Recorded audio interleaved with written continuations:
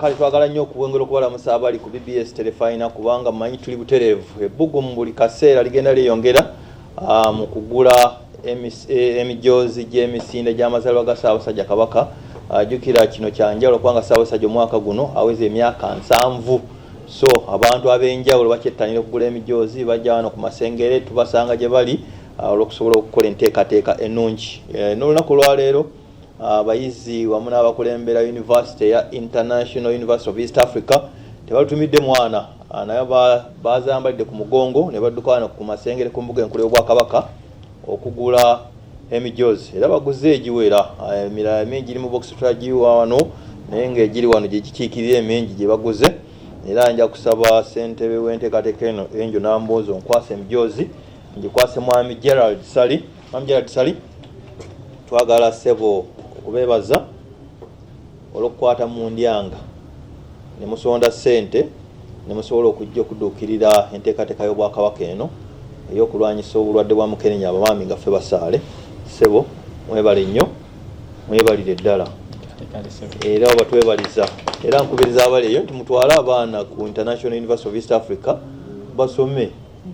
Musomesa digiri paka ku level ki ne ba doctorate koma ku masters certificate diploma degree masters bajje kubanga Ssaabasajja bw'asiima teri ayinza kugaana.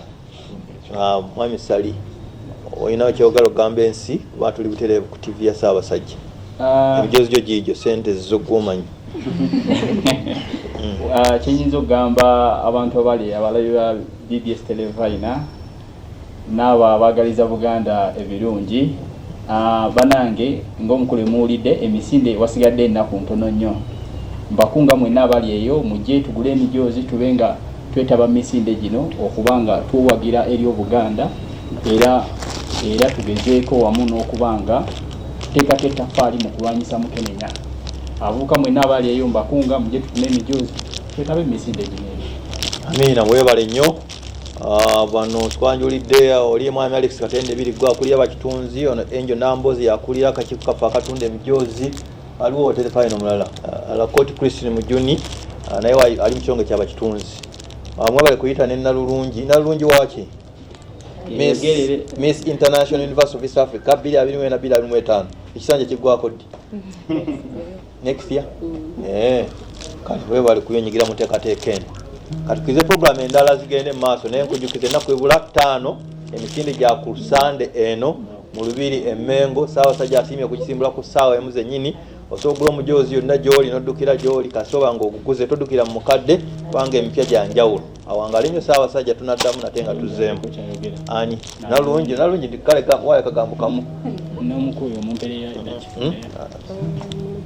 lamusa bulamusa ku bantu nibalamusizza nnyo mu Luganda.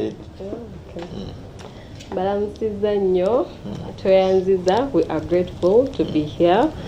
And what's your name? My name is Kasande Shiba. All right. I'm in my second year. Okay. I would urge all students out there and parents to please bring your children to the International University of East Africa. All right, that's enough. Sebo webaza abantu ba Ssaabasajja. Tubalamusiza nnyo mwebale nnyo abantu ba Ssaabasajja Kabaka. Erinnya nze Bisasole Wisina Kabaali. Awangaale Ssaabasajja mwebale nnyo mwebaleza. Awo kyekyo kyetuliko kyawa yakugula mijoozi yakugula mijoozi banafa ba International University of East Africa. Beba tu babadde wano mu boardroom era webali.